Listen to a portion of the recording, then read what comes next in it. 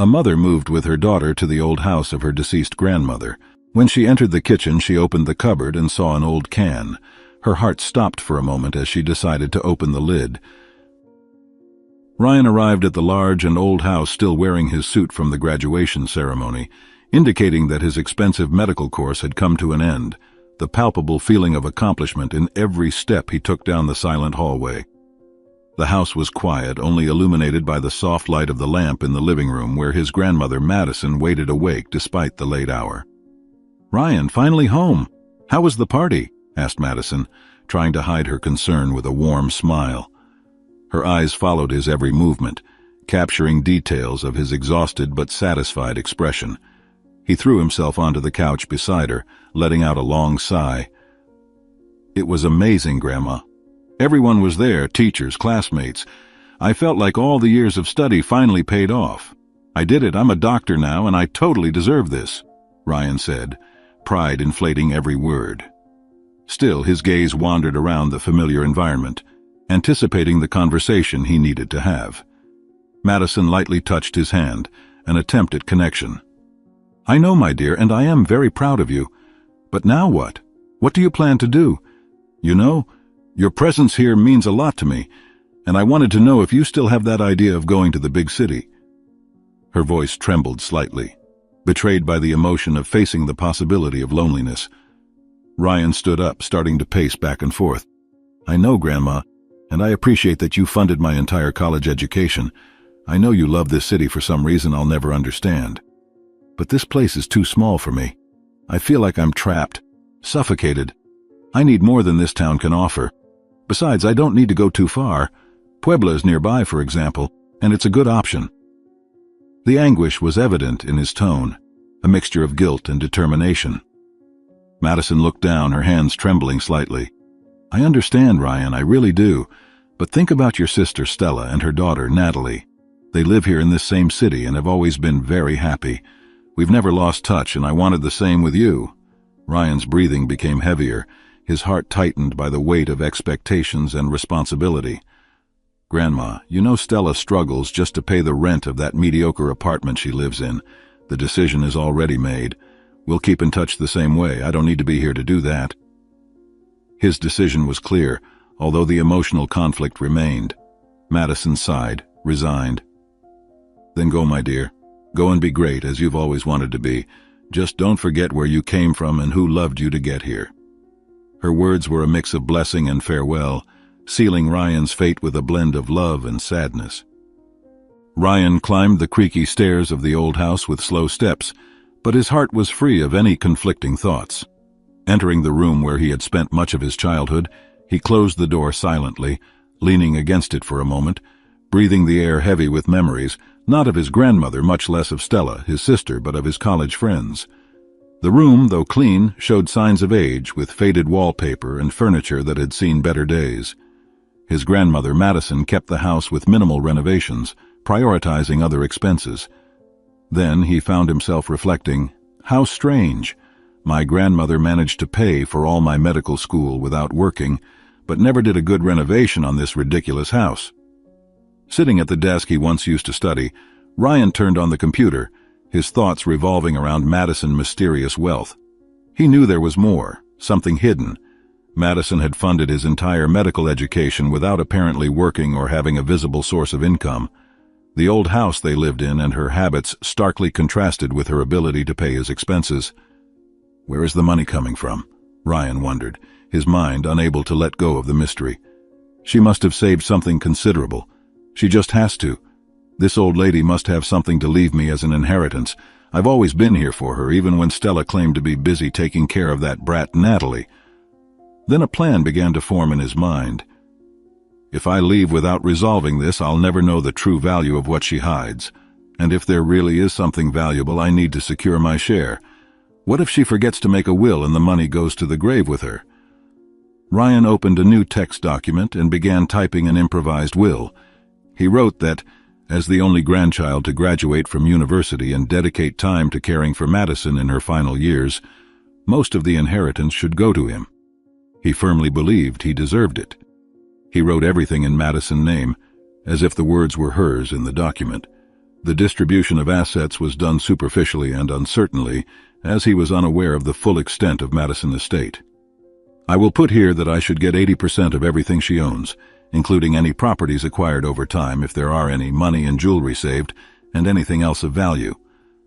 But I won't leave Stella empty-handed. Grandma said my sister struggles to pay the rent. Well, she will get the entire old house, and only that, considering it as her 20%, he thought as he typed, the gift of the house seeming more a burden than a benefit. With the document written, Ryan closed his computer and lay down on the bed, his heart still restless, but his plan, once formulated, brought him a strange comfort. He slept with the determination of a man who feels the weight of his actions, but also the need to protect his future. The next morning, Ryan woke up with the sunlight filtering through the worn curtains. He took the printed document of the will and went downstairs, finding Madison in the kitchen, having her morning coffee without the glasses she usually wore, which rested forgotten next to a pile of letters. "Grandma, good morning. I need you to sign a document for me. It's related to my graduation, some university formalities. I'm in a bit of a hurry for this," Ryan said, handing her the papers along with a pen. Madison, trusting her grandson, smiled sweetly. "Sure, my dear. If it's important to you, it's important to me too. I'm without my glasses now. I won't be able to read, so point out where to sign, please." She took the pen with a trembling hand and signed where Ryan indicated. Without suspecting the intentions behind the act, Ryan gathered the forged document, his heart beating a worried rhythm as he looked at Madison. "Grandma, I've really decided to go to Puebla. The opportunities there are vast, and it's really the place where I can start my career promisingly," he said, his voice tinged with a mix of enthusiasm and guilt. Madison paused, her eyes reflecting concern and sadness. "Puebla, is it? Well, I always knew this day would come," she sighed, the sound heavy in the kitchen silence. "You always had wings too big for this old house."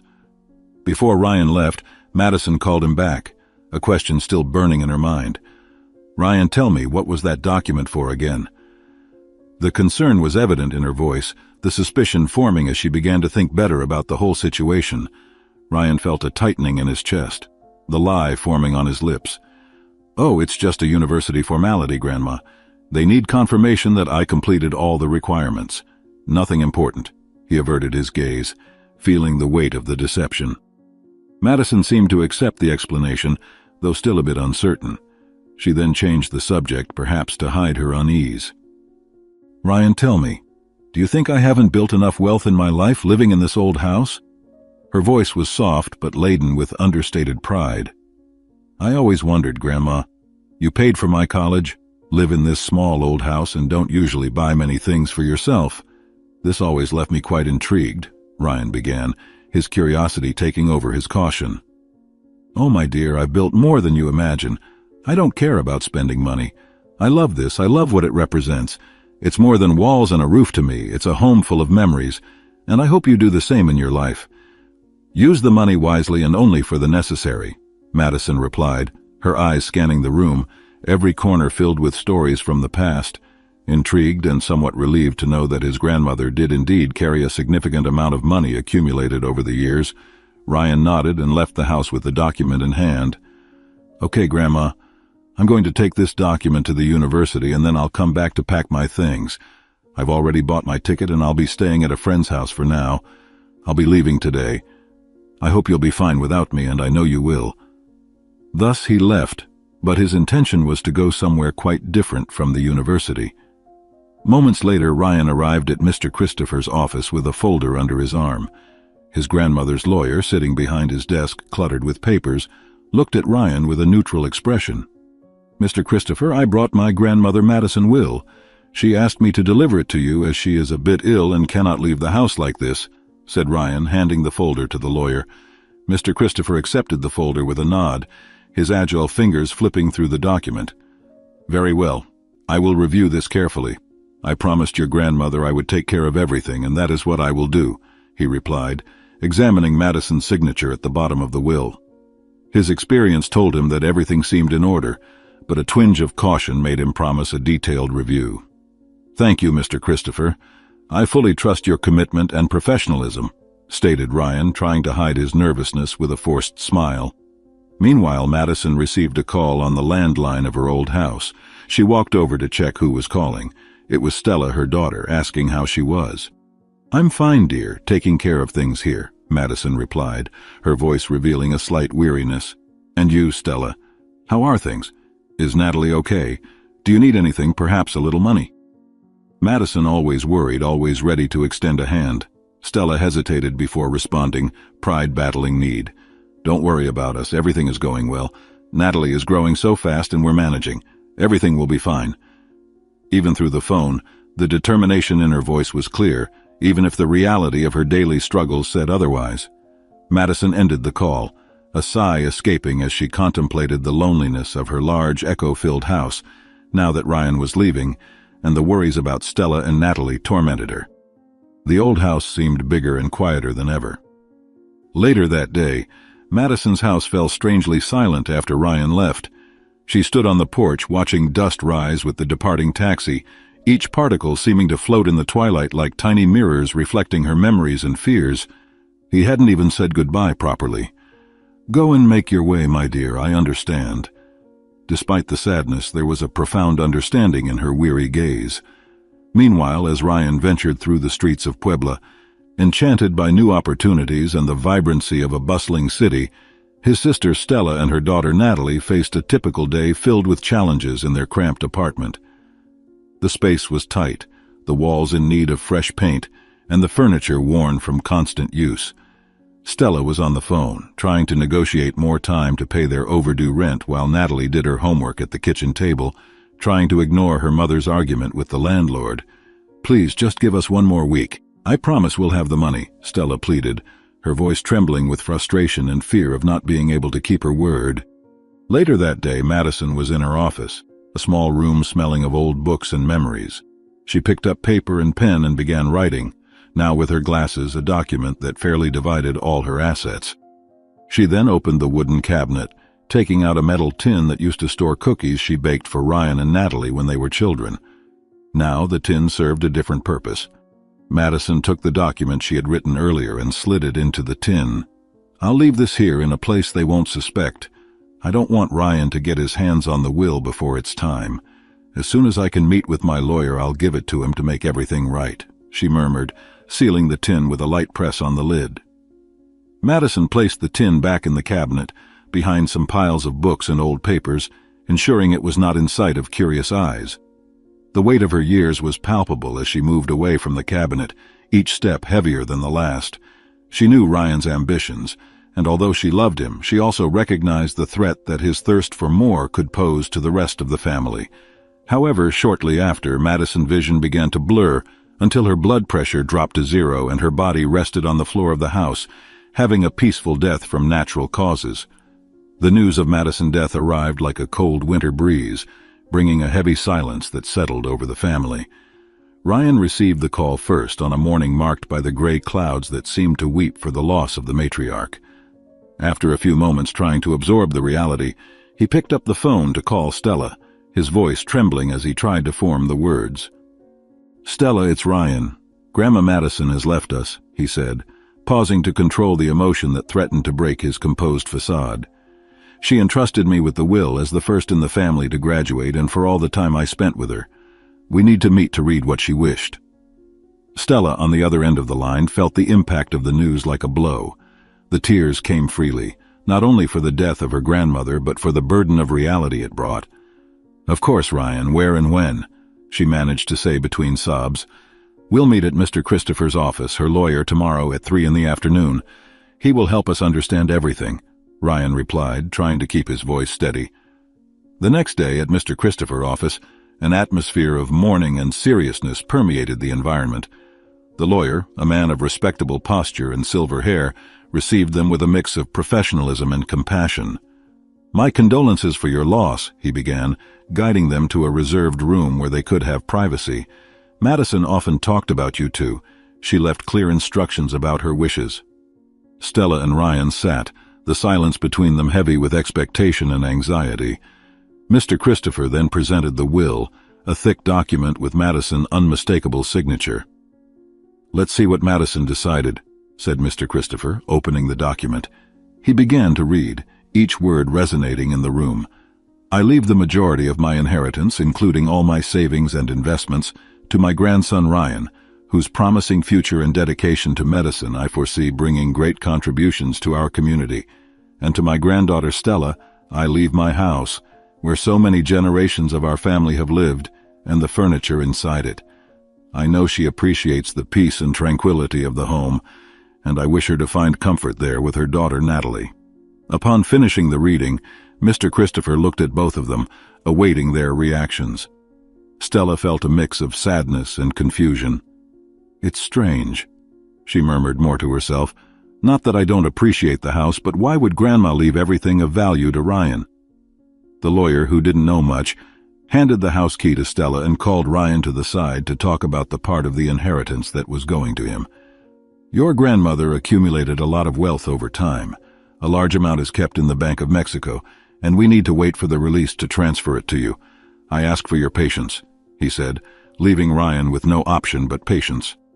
2 days later, after packing their bags, Stella and Natalie arrived at Madison Old House under a cloudy sky that seemed to share their grief.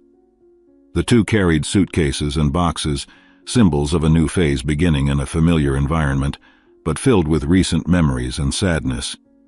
As they approached the entrance, Stella touched the worn wood of the door, feeling its weathered texture, each groove telling a story. "I hope you're in a better place now, Grandma," she murmured, more to herself than to Natalie, who held her mother's hand tightly. Stella tried to find comfort in the thought that Madison would be at peace, watching over them from somewhere above. They entered the house, the smell of old wood and books mixing with the scent of time, a combination of past and present that filled every corner of the home. Natalie looked around, her young eyes capturing the shadows and light intertwining in the silent rooms. "Mom, why did Great-Grandma want to give you the house?"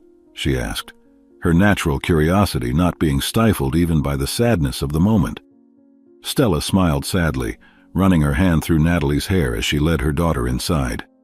"I'm not sure, sweetheart, but I think it's because this house means a lot to our family. It was built by your great-great-grandmother Madison, and has been passed down from generation to generation.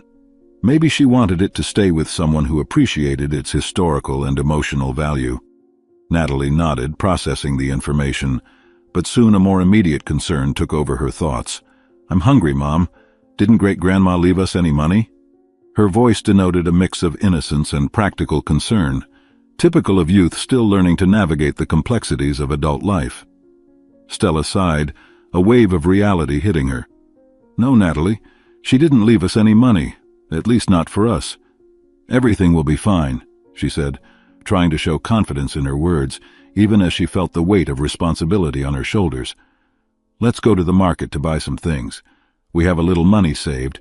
It should be enough for the basics until we sort everything out." A few moments later, at the local market, with only a few coins in her pocket, Stella and Natalie carefully chose each item, ensuring that the little money they had would be enough for their basic needs. As they checked the prices of the fruits, a familiar voice called out to them, catching their attention. "Stella, Natalie, what a surprise to see you here. I haven't gone back to Puebla yet, and it's good to see that I'll be able to say goodbye to you before I leave," exclaimed Ryan, approaching with a smile that visibly contrasted with the simplicity of his sisters. He was dressed in designer clothes, and his watch gleamed under the market lights. Stella forced a smile, feeling a mix of surprise and discomfort. "Ryan, is everything okay with you? I see you're doing very well," she said, her gaze briefly sliding over her brother's expensive attire before settling on his eyes. "Yes, I'm adjusting to life after everything. And you? How are you adapting to the house?" "I know it's a bit old, but Grandma wouldn't have left it to you without a reason," Ryan asked, trying to keep the conversation light. Taking the opportunity, Stella decided to probe a little more about Ryan's financial situation. "We're managing. Ryan, can you tell me how much was left of Grandma's savings in the bank? Just so we have an idea," she asked subtly, watching her brother's reaction closely. Ryan hesitated for a moment, his smile faltering as he pondered how to respond. "Oh, you know how it is. Madison had some savings, but it wasn't as much as we might have expected. Most of it went to the expenses that came up, with the funeral and some debts she had," he replied, trying to appear unconcerned, but Stella noticed a certain tension in his voice. "I understand, thanks for clarifying," she said, although part of her wanted to continue asking more about her grandmother to see where it led, a suspicion beginning to appear. To ease the atmosphere and perhaps dispel any doubt Stella might have, Ryan quickly changed the subject. "How about we have some coffee? On me, of course. Let's sit down for a bit," he offered, guiding them to a small cafe in the corner of the market. As they headed to the cafe, Ryan couldn't avoid the whirlwind of thoughts troubling him. He knew he had manipulated the situation in his favor with Madison inheritance, a significantly larger sum than he had admitted. Part of that fortune was originally intended for Natalie's education, something Madison had planned in secret. He reflected, worried, "I need to keep this a secret. I can't let them find out about the money, especially the fund that Grandma wanted to use for Natalie's college." Sitting at the cafe table while Natalie enjoyed her hot chocolate, Stella watched Ryan. He seemed genuinely relaxed now, paying for the coffees and talking about life. Ryan, with an expression trying to hide his growing anxiety, leaned forward, resting his elbows on the table. "And how has it been for you, Stella? How are you and Natalie adapting to life after her father's departure? I know it's been almost a year, but I never had time to ask." Stella sighed, a heavy sound that seemed to carry the weight of her recent tribulations. "It's been hard, Ryan. Since her father left, everything has fallen on my shoulders. Raising Natalie alone, taking care of the house, keeping the bills paid, every day is a struggle." Ryan nodded, his response sounding distant and disinterested. "I hope things get better for you," he said, but the tone was formal, almost mechanical. Seeing Natalie, who had been playing distractedly with the spoon in her hot chocolate cup, Stella noticed that she was picking up on the change in the conversation's tone. Stella gave Ryan a slight nod.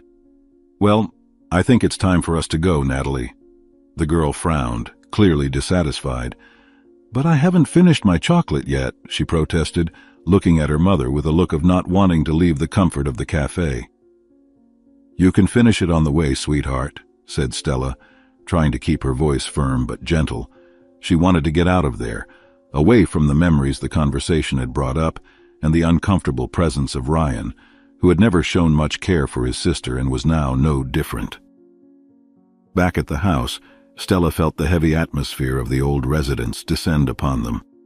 Natalie still seemed bothered, sipping her chocolate in silence as they walked through the silent halls. Stella knelt in front of her daughter, looking into her eyes. "Natalie, I know things are a bit tough right now, but together we can do anything. How about we start cleaning the house? We can make it more beautiful, make it a place that Grandma Madison would be proud to see." Natalie, still a little upset, nodded slowly. "Okay, Mom, let's do that. Let's get the cloths and cleaning products. I love helping you with that," she said, a slight smile starting to form on her face as she headed for the cleaning cabinet. Stella watched her daughter walk away, a mix of pride and relief filling her. They spent the rest of the day scrubbing, polishing, and rearranging furniture, each shared task strengthening the bond between mother and daughter, each cleaned object bringing a new breath of life to the old house, gradually transforming it into a home again. The day was ending and the sun was beginning to set when Stella and Natalie, tired but satisfied with their cleaning progress, decided to tackle the last room, Madison office. It was a space full of dusty shelves and piles of papers that seemed never to have been touched since Madison left. Natalie, with the typical curiosity of a young girl, began exploring an old bookshelf in the corner of the office. "Mom, look what I found back here," she exclaimed, dragging a heavy metal tin out of a secret hiding place behind some old books. The tin was sturdy, with a layer of dust indicating it hadn't been touched in many years. Stella approached, cleaning the tin with her hands. "This was your great-grandmother's. It looks old. Let's see what secrets she might have hidden in here," she said, her voice laden with expectation as she carefully lifted the lid. Inside they found a thick, sealed envelope. Stella opened it delicately and pulled out a set of papers. They were official documents, and on top was the heading Will. Both exchanged surprised and anxious looks before Stella began to read aloud. "I, Madison, being of sound mind and conscious of my decisions, declare this document as my last will, revoking any other that may exist in the possession of any person." Stella paused, her breath becoming heavier as she continued. "The majority of my inheritance, being 90% of everything I own, is to be given to my granddaughter Stella, whose love and dedication never wavered. Ryan, my grandson, will receive only the old house where I lived, some of my favorite books, and a symbolic amount of money, in recognition of his academic effort and professional success, but which does not compensate for the cold and arrogant treatment he often demonstrated towards me during the years he spent living in my house. Natalie looked at Stella, her eyes wide with shock and confusion. "Mom, this means Uncle Ryan was lying about the other will. I never thought my uncle could do something like this, especially to you and Grandma." Stella was stunned, the words of the will echoing in her mind. "Yes, dear. It seems Grandma Madison had her own ideas about how things should be done. She must have suspected at some point how Ryan was acting and made her choices based on that." The two sat on the office floor, the papers spread out before them. Stella felt a mix of relief and sadness. Relief that Madison had seen the truth, and sadness that such measures were necessary. She was always shrewd. Madison wouldn't leave things to chance, especially when it came to her family. "We need to talk to the lawyer, Natalie. We need to make sure your great-grandmother's wishes are respected above all that Ryan may have invented to benefit himself." The revelation that Ryan might have forged the will left a bitter taste of betrayal and distrust. She picked up the phone and dialed Mr. Christopher Number, the lawyer who had read the previous will. "Mr. Christopher, it's Stella. We need to talk urgently. I found something very important that could change everything. Can we meet today?" Stella spoke with a tense voice, almost trembling with the gravity of the situation. "Of course, Stella. Come to my office at 4 p.m. Bring whatever you found," Mr. Christopher replied, his calm voice conveying a serenity that Stella could barely feel. In the afternoon, Stella and Natalie took a bus to Mr. Christopher's office, carrying the original will carefully stored in a folder. Natalie, despite her youth, understood the seriousness of the situation and held her mother's hand throughout the journey, offering the comforting silence of her presence. Upon arriving at the office, Mr. Christopher received them with a worried look. "So what did you find? I felt you were a bit anxious when you spoke to me on the phone," he asked as soon as they sat down. Stella handed him the folder. "Here it is, Mr. Christopher. We found this hidden in my grandmother's house. It's another will, and from what it looks like, it's very different from what Ryan showed us," she explained, watching closely as the lawyer opened the folder and began examining the document. Mr. Christopher put on his glasses and read the will with meticulous attention. His eyebrows occasionally furrowed, a sign that the implications of what he was reading were deep and potentially disturbing. "This is indeed very serious," he murmured, more to himself than to Stella or Natalie.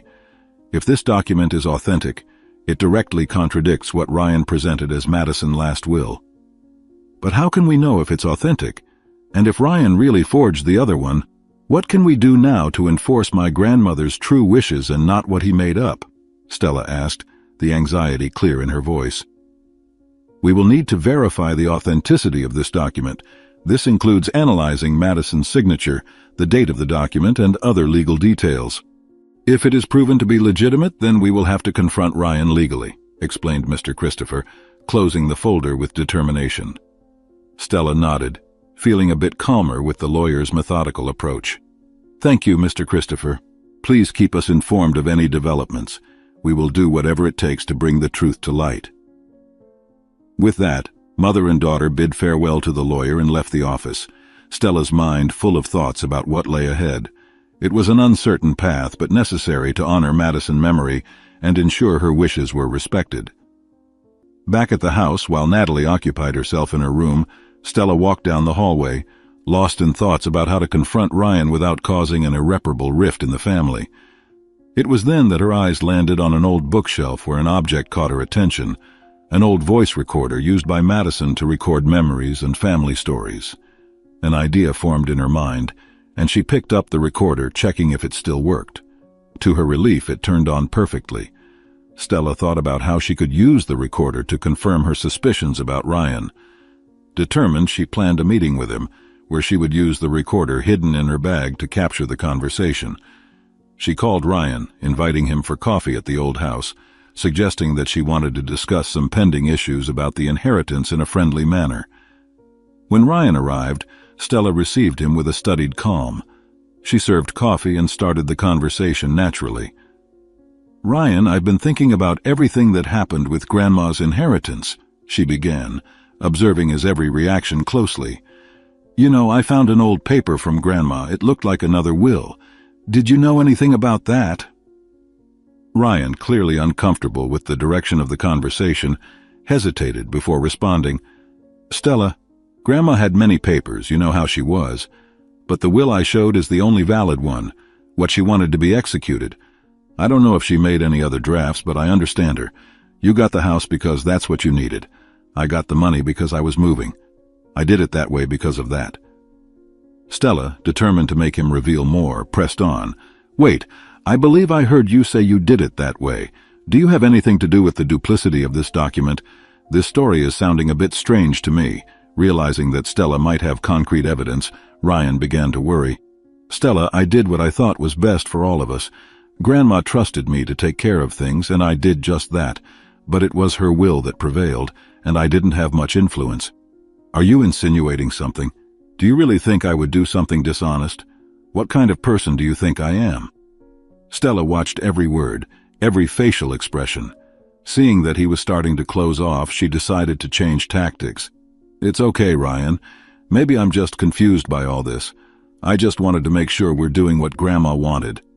Ryan, now a bit more relieved, tried to regain control of the conversation. "Of course, Stella. That's what we're doing. Don't worry.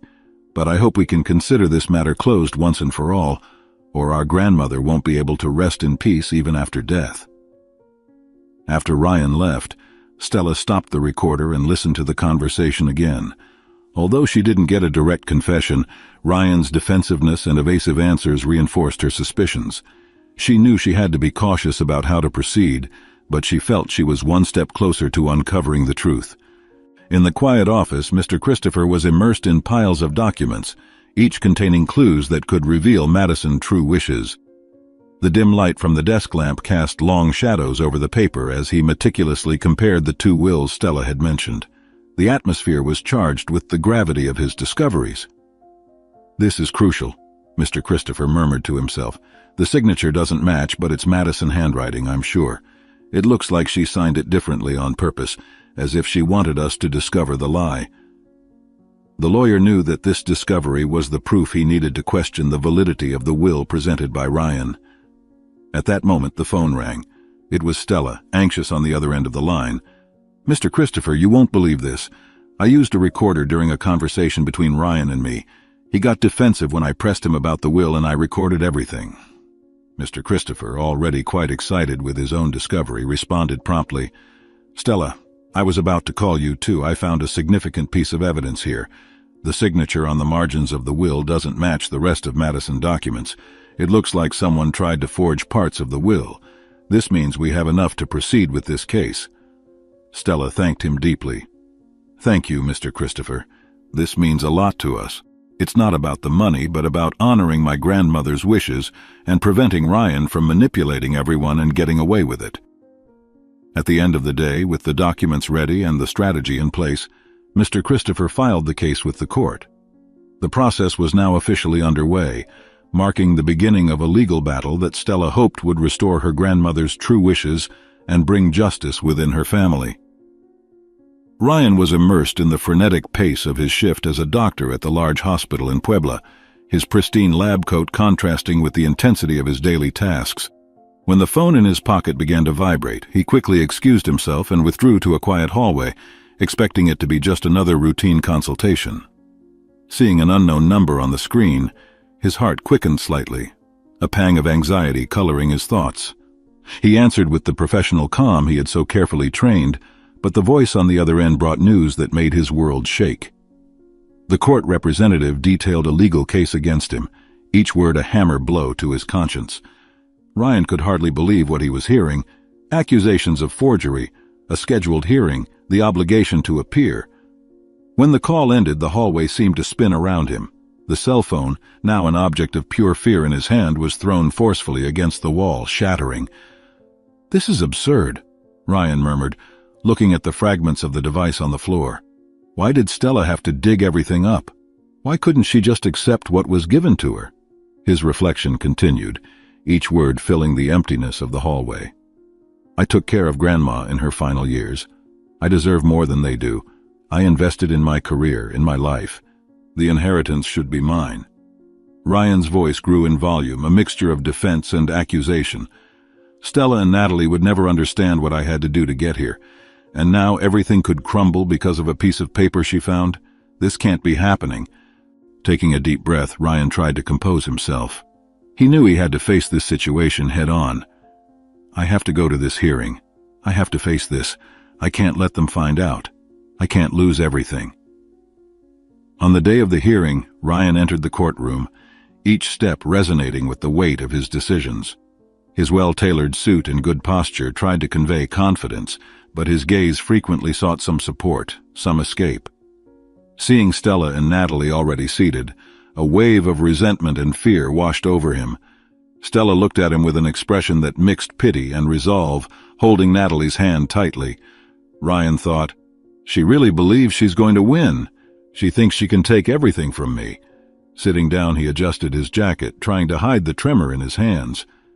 "I did nothing wrong," Ryan repeated to himself as the judge took her place and the session began. "I only did what anyone would do to protect what is rightfully theirs." The words echoed in his mind, trying to convince not only himself, but also everyone in the room that his actions, though questionable, were justifiable.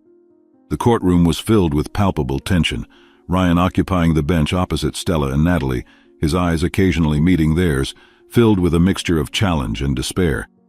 The judge, a middle-aged woman with a severe expression, called the court to order, banging the gavel with authority. "The allegations are serious," began the judge, her voice echoing through the silent room. "We are here to determine the authenticity of the wills presented and the veracity of the accusations against Mr. Ryan Marquez. Let's proceed with the witnesses." Lawyer Christopher was the first to call Ryan to the witness stand. As required by law, Ryan swore to tell the truth, but his nerves were on edge. The questions began simply, establishing his relationship with Madison and his involvement with her financial matters. "Mr. Marquez, did you frequently help your grandmother with her finances? Did she ever express during these conversations that she wanted you to receive the majority of her inheritance?" asked the lawyer. "Yes, I helped, but she didn't exactly say that. It was more a matter of deserving. After so many years together, after paying for my college, she wanted to reward me, and I see no problem with that other than Natalie and Stella's jealousy, who lived their lives elsewhere all these years," Ryan replied, his voice no longer as firm. "Not exactly. That sounds vague, Mr. Marquez. That doesn't directly answer my question. Let's try another way," the lawyer continued, each question digging deeper into the inconsistencies of his account. "You stated in previous statements that your grandmother wanted you to take care of everything after her passing. Does that include manipulating the will in your favor?" "No, I never said that. I would never manipulate my grandmother's will. She was very important to me, and there wouldn't even be a need for that. I was very present in her life and just took care of writing the will. But look, I did everything under her wishes, and she herself followed everything, so there's no way anything could be wrong," Ryan retorted, beginning to show signs of frustration. "Then how did the will that favors you suddenly come into existence? You drafted this document, right? You know it's illegal for anyone other than the lawyer or the person themselves to draft such a document. Also, I analyzed the signatures, and I'd like to know why the two wills have such different signatures, even though they were written in the same handwriting. Do you believe your grandmother might have suspected the manipulation of the will and therefore signed it differently without telling you?" the lawyer asked directly. The room fell silent. The lawyer looked at the judge, who was taking notes. Ryan, feeling cornered, suddenly exploded. "Yes, I did everything they're accusing me of. I did what I had to do. She would never have left me anything with them around, always wanting more. The will you found is the real one. You can see she would really only leave me that old house, which is falling apart. I didn't do anything I shouldn't have done. I'm a doctor now, and I didn't deserve anything less than the majority of the inheritance." The judge immediately called for a recess, banging the gavel. "Let's take a 15-minute break. Mr. Marquez, please calm down. When we return from the break, I will have a verdict to present to all of you. I ask everyone to take a breath and return prepared." During the recess, Stella, Natalie, and the lawyer gathered, discussing Ryan's unexpected confession. "He basically admitted to the forgery under pressure," commented the lawyer. This could be decisive for the case and favor our side in a way no other evidence could. When they returned, the atmosphere was one of anticipation. The judge resumed the session, addressing Ryan directly. In light of the evidence presented and Mr. Marquez's confession, it is clear that the will favoring him is invalid. Therefore, I determine that the original will found by Stella Marquez is to be recognized as valid. Additionally, Mr. Marquez, by lying under oath, committed perjury and will be held legally accountable for that, as well as for forging a document. All necessary measures will be taken, and Mr. Marquez will be detained preventively so the process can proceed normally in court. The decision brought immediate relief to Stella and Natalie, who looked at each other and exchanged a hug. "Mom, I knew everything would work out in the end. The heroes won, and the villain was stopped, just like in the stories I read.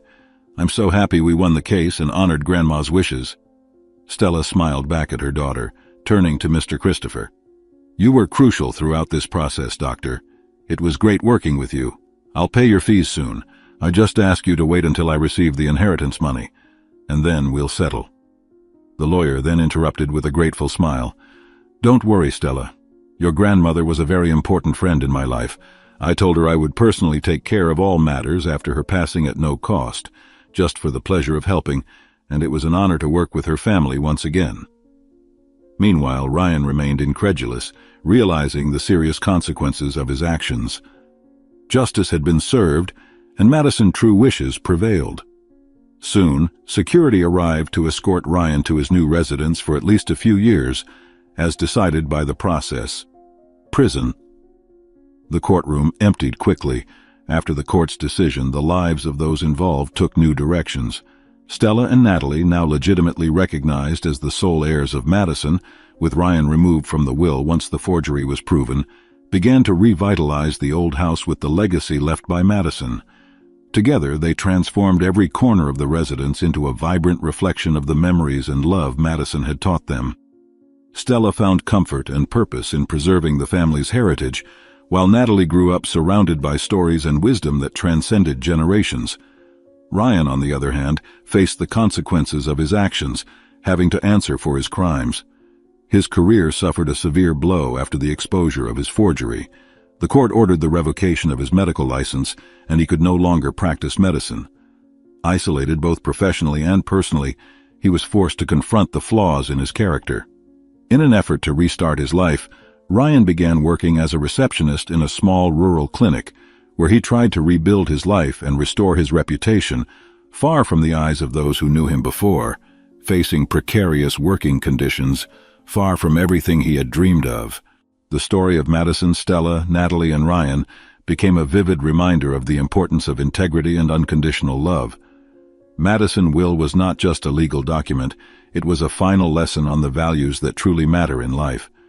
Stella and Natalie, in their home full of life and laughter, continued to honor Madison's memory, certain that justice, though sometimes late, never fails to restore order and truth in the hearts and history of a family. What did you think of this story? We kindly ask you to leave a like and subscribe to our channel. This is what allows us to continue sharing inspiring stories almost every day. We greatly appreciate your support. Don't forget to also watch the video that is about to appear on your screen. See you in the next exciting story here